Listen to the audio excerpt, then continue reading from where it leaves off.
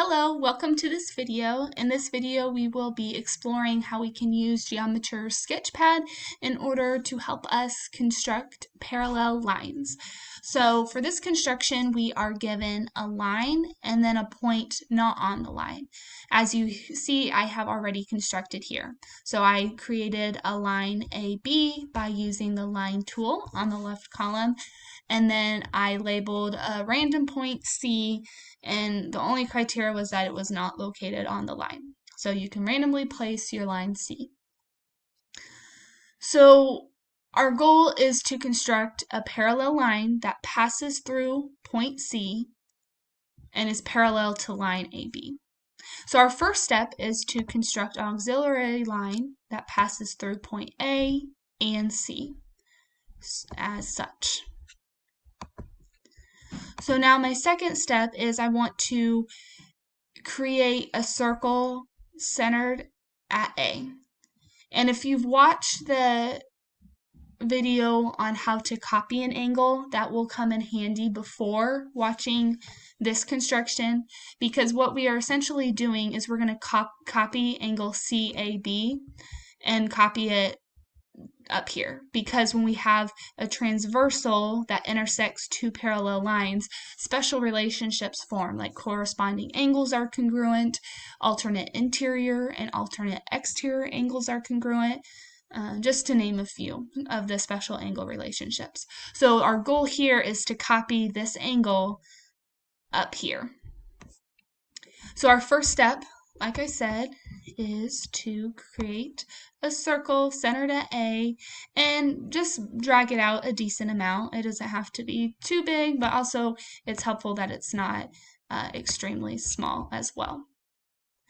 So now I want to label the points of intersection of where this circle intersects both of the lines. And by right-clicking the points,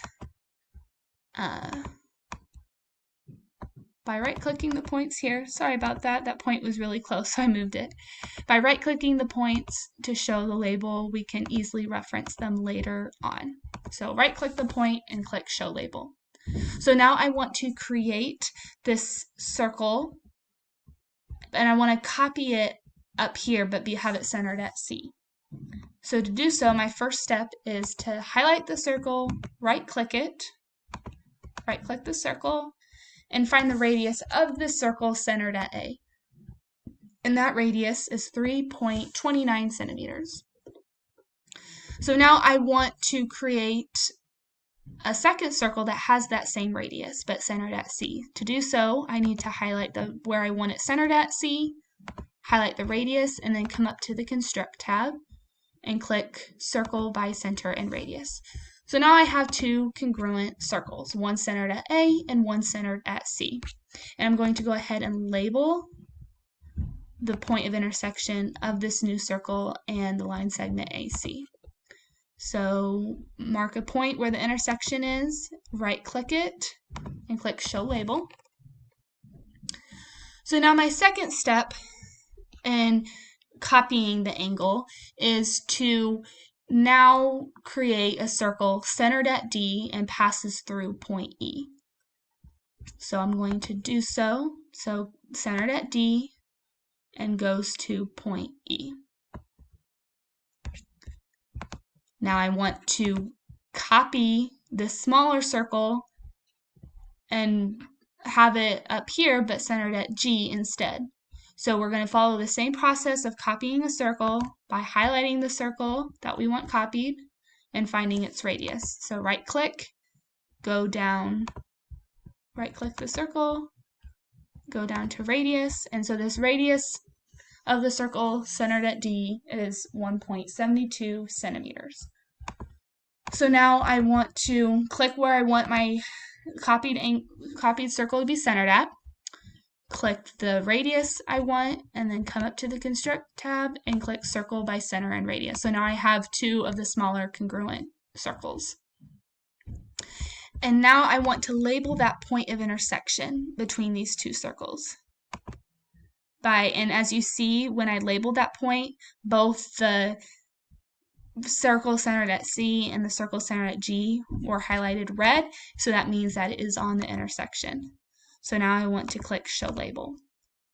So if you make an observation from down here, we have our bottom line that formed our angle here pass through that intersection of those two circles. So we're going to create a line that passes through that intersection of the circles and through point C, since that's what we want.